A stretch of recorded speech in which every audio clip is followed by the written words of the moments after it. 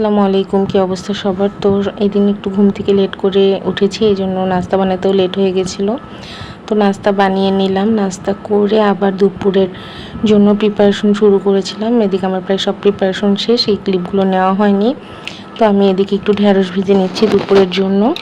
ওইদিকে আমি চিকেন ফ্রাইও করেছি, আর একটা হাঁড়িতে আমি একটু পোলাও বসিয়ে দিয়েছি, যেহেতু আমাদের বাসায় ছোট্ট একটা গেস্ট এসেছে। তো চিকেন ফ্রাই করতে যে একটু ডিম ছিল, সেই ডিমটা আমি আবার একটু তেলে ফ্রাই করে পোলাওতে দিয়েছি, যাতে ফ্রাইড রাইসের মতো লাগে।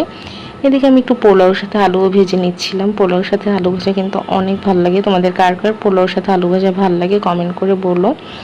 এদিকে আমার হাজব্যান্ড আমাকে ঢেঁড়স ভেজে দিচ্ছে এই সাইডে একটু। তো সব রেডি করে আমরা দুপুরে খাবার খেতে বসে গিয়েছি। দেখো প্লেটটা আমি নিছি। তো আমরা সবাই একসাথে খাচ্ছিলাম আর গল্প করছিলাম। তো আমরা খাওয়া দাওয়া করে একটু রেস্ট করে ভাবলাম একটু ঘুরে আসি। তো আমরা মিরপুরে গিয়েছিলাম, মিরপুরে আড়ংয়ে। তাছাড়া আমরা আর কয়েকটা শোরুমে ঘুরেছি, একটু কেনাকাটা করে তারপর আমরা আবার একটু খাওয়া দাওয়া করেছি। তো দেখো আড়ংয়ের হোম ডেকোরগুলো কিন্তু অনেক ভালো লাগে, কিন্তু কেনা আসলে সম্ভব না এত টাকা দিয়ে। আড়ংয়ের হোম ডেকোর কেনার মতো মানে সাহস এখনও হয় নাই। তো আমরা কেনাকাটা করে আরও একটু পিৎজা বার্গে গেলাম। পিৎজা বার্গে অফার চলছিল, তো আমরা ওখানে গিয়ে খাওয়া দাওয়া করলাম। পিৎজা বার্গের পরিবেশটা কিন্তু আমার কাছে অনেক ভালো লেগেছে। ওদের ডেকোরেশন অনেক সুন্দর, আর অনেক জায়গা জুড়ে কিন্তু পিৎজা বার্গ।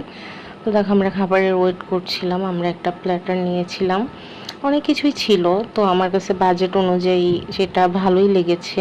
কোক দিয়েছে, আমরা কোক খাচ্ছিলাম।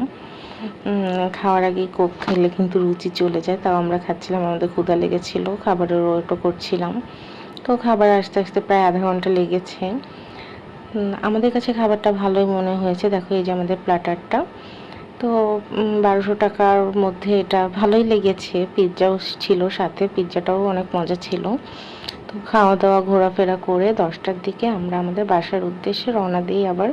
তো আজকে দিনটা ভালোই ছিল। বাসায় এসে আবার সবাই গল্প গুজব করে ঘুমাতে ঘুমাতে অনেক রাত হয়ে গিয়েছে।